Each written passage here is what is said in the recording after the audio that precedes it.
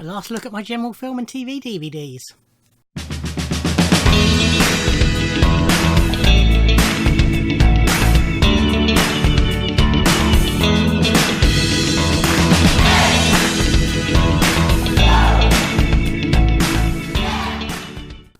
Ahoy, hi everybody, and welcome to what is the last part of a look at my general TV and film DVDs. Still got loads more of a collection to show you, but this is this set of shelves done after this video. So you can watch the past parts on my playlist. I'm going to carry straight on.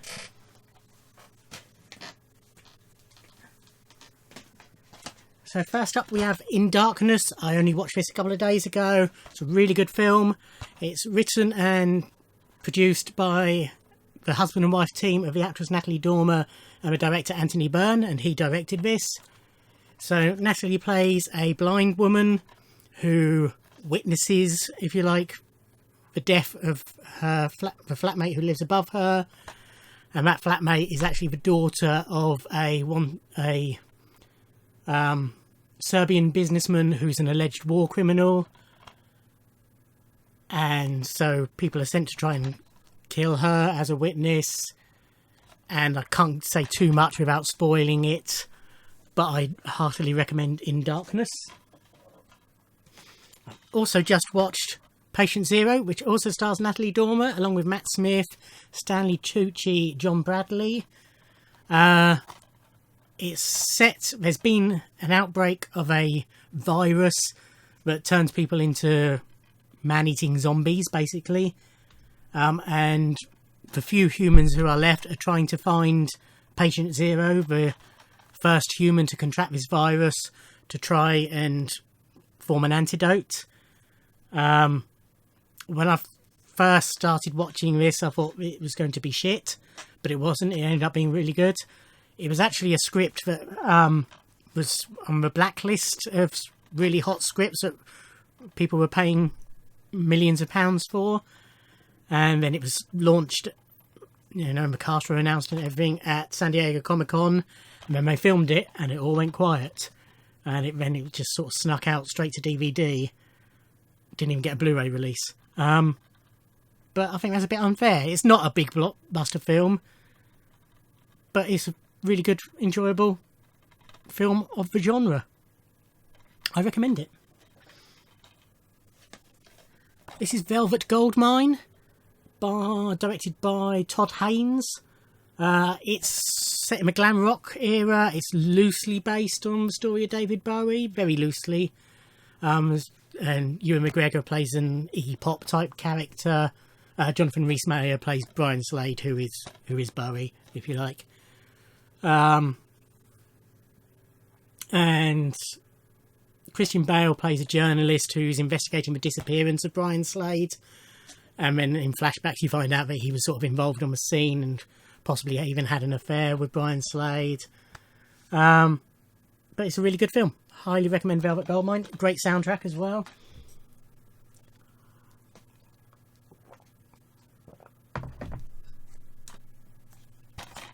This is Traitor. And I'm not sure why I own this. Why do I own Traitor? Let me see if there's somebody in it who's not mentioned. I have DVD Profiler up on the screen behind you. There we go, Traitor.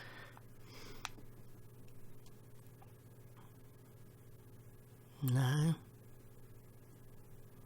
Okay, all I can guess is that... Or did I win it?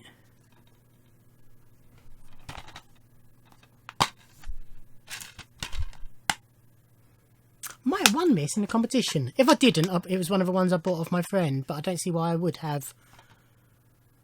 I've got a funny feeling I won this in a competition. I can't even remember, what competition, but I've just got, as I say, a nagging feeling. It's a thriller starring Don Cheadle and Guy Pearce. Don't remember much about it, to be honest. Don't think it was particularly bad, don't think it was particularly good. This is the first X-Men film in a nice shiny package. I do enjoy the X-Men films. It's couple of them aren't as good as the others, but most of them are enjoyable. It's a very shiny package. You can see DVD profiler in the background. Was this a Region 1? Yeah, this was a Region 1 release. Again, I think this is available on Region 1 long before it was available over here. This is XMen II, or X2, as it was officially known, I believe. Probably even better than the first one. It's a 2-disc special edition. This is a UK version. But I'm sure you're all familiar with the X-Men films anyway. This is Fahrenheit 9/11. So this is Michael Moore's film about the 9/11 attacks. Which, considering I'm filming this on 9/12, right, several years later, but it's appropriate in a way. Yes, I mean, he's a controversial figure, Michael Moore, but I enjoy the documentaries of his I've seen anyway. And it's a very interesting film, very enlightening film. This is one of my favourite films ever. This is Young Frankenstein, written by Mel Brooks and Gene Wilder, directed by Mel Brooks. Gene Wilder stars as Dr. Frankenstein, who is definitely not a Frankenstein. Frankenstein, well, he's definitely not a Frankenstein. But then he inherits the castle and takes up his grandfather's work, ably assisted by Igor, played by Marty Feldman. The monster is Peter Boyle.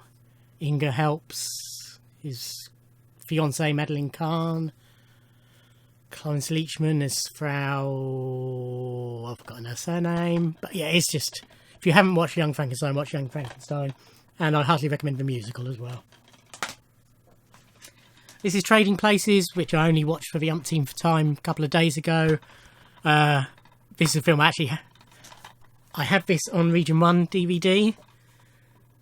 But because I needed it for the Christmas quiz I did last year, I had to buy Region 2 DVDs in order to rip it. But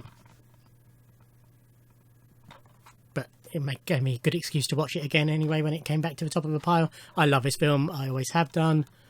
So Dan Aykroyd is a successful businessman in stocks and shares, that sort of world, Wall Street. And as an experiment, his two bosses, two brothers, they have a bet to see if they basically can ruin him, and then it's nature versus nurture and all that, and launch Eddie Murphy's Beggar to success instead. So they ruin Dan Aykroyd's career, taking Eddie Murphy and bolster him, and sure enough, he does become a success. Dan Aykroyd gets arrested. They frame him. The detective who they pay to do so hires a prostitute to come on to him and he's arrested. He's arrested for dealing drugs, and so she goes up to him, having been paid, and says, "Oh, please give me a hit, and snogs him and what have you in front of his girlfriend or his fiancée, so that breaks that up. Jamie Lee Curtis feels sorry for him, so takes him in. They end up romantically involved. Eddie Murphy finds out what's going on, so they plot against and that he's going to be kicked back out eventually, so they plot against the brothers, and so on and so forth. But watch Trading Places is what that sums up to. This is Adaptor, which I got because Lena Headey's in it. It's a very strange film. It's set in medieval times, I think is as specific as you can be. It's very low budget. It doesn't look great. It looks low budget. But it's got a good cast. Lena, Jason Fleming, Ian McNeice. It was okay. It wasn't great. basically Lena Headey's character is waiting for the return of her husband from France, but her nephew returns with a mysterious French hostage. And then all the village elders are dying with strange words carved in their backs, and she's trying to find out what's going on. And then Ian McNeice is a lascivious bishop who is going to repossess the manor house, so she has to sleep with him to stop him doing that. And then she finds out what's going on, basically. But yeah, it's not great. This is £7, starring Will Smith. The day before I filmed this, one of the rounds on Pointless was Will Smith films with words missing, and one of them was 7 blank, and I said, I haven't got a clue, I don't know what that is. I've got it in my collection. This is one that I bought from my colleague at work who was selling off her DVDs. So Will Smith's character is dying, I believe.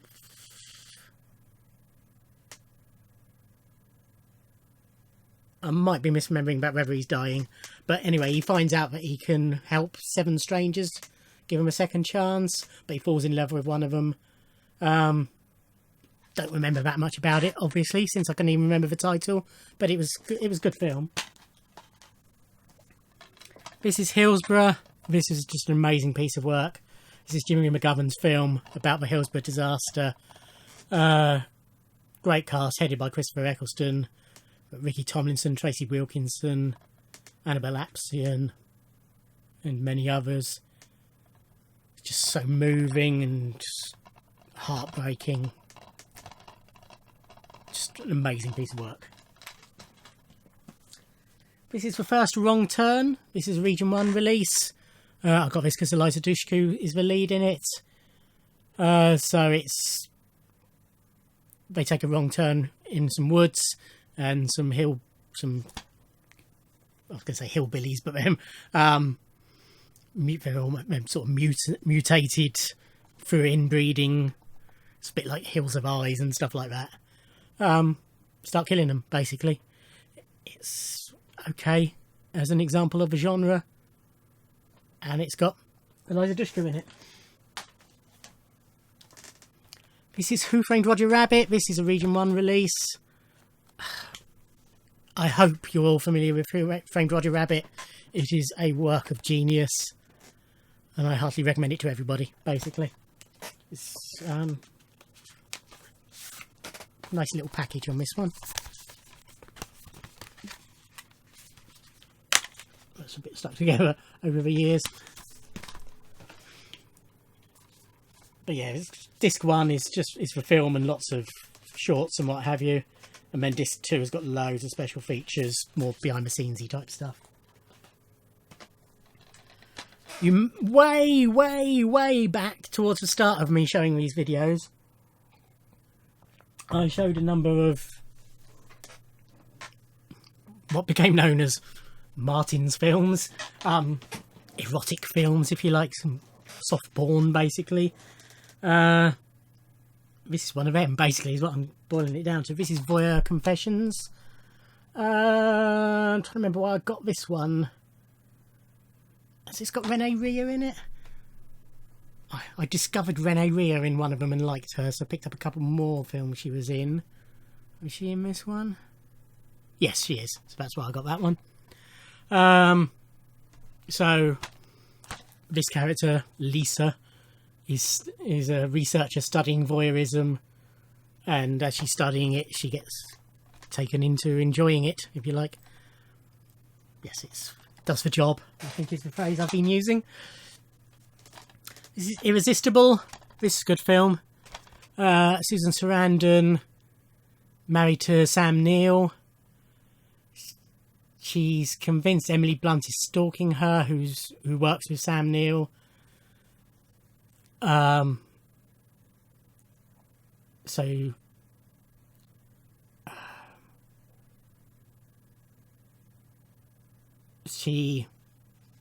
it becomes clear that Emily Blunt is trying to steal Sam Neill and her family, so she starts stalking back, and so Emily Blunt's character takes out a court order against Susan Sarandon, and then there's some twists.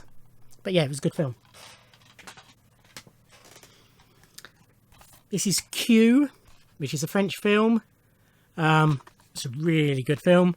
It is explicit, but it's a proper drama, if you like. It's about a woman who uses her body to find solace after her father dies, and in doing, they've decided to show that by using explicit sex rather than just simulated. But Deborah Reevy is amazing as the main character, and she's gorgeous. But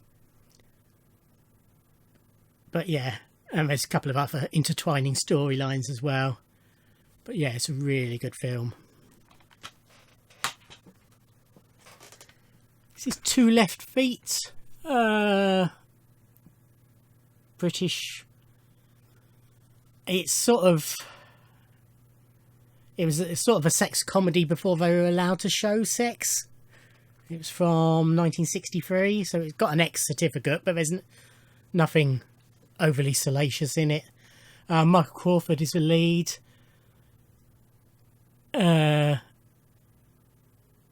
He's, sort of as you would expect from Michael Crawford, a naive, inexperienced young man who's trying to lose his virginity, basically.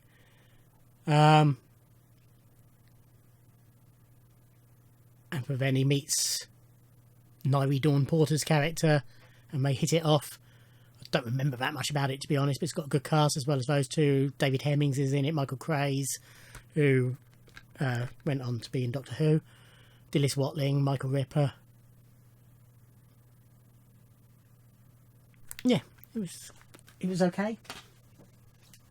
This was Chancer. This is a series from 1990 and 1991. These were shown. This was sort of a series that shot Clive Owen to fame. So he plays Derek Love, who, a business analyst, he uses the pseudonym Stephen Crane in his career. And he gets involved in various escapades, basically. But yeah, it's really good. Leslie Phillips, Peter Vaughan, Susanna Harker, Simon Shepherd, Lindsay Baxter, who I was trying to remember back, the first one of these I filmed today. Sean Pertwee, Caroline Langrish, Robert Glenister, Tom Bell, Stephen Tompkinson, Derek Folds, Michael Kitchen, Jenny Linden, Louise Lombard. Really good cast. Good show. And he followed that up with Charmin. He plays a private detective, Nick Charmin, based on a series of novels. Typical TV detective-y series, really. But again, great cast. Samantha Janus, Keith Allen, Gina Bellman, Ray Winston, Bill Patterson. Yeah, very good. And finally, and this will be going up with the box sets, this is The Complete Bodies. So this was a TV series by Jed. Why isn't it written anywhere I can see? Jed Mercurio, who is now best known for The Bodyguard and myriad other TV dramas. So it's set in a hospital. Max Beasley's a doctor who joins this hospital, and a lot. I mean, we're talking 1,014 minutes of story, so it's difficult to sort of summarise. But he gets involved with Neve McIntosh. Keith Allen is a rival doctor. Patrick Malahide is his boss.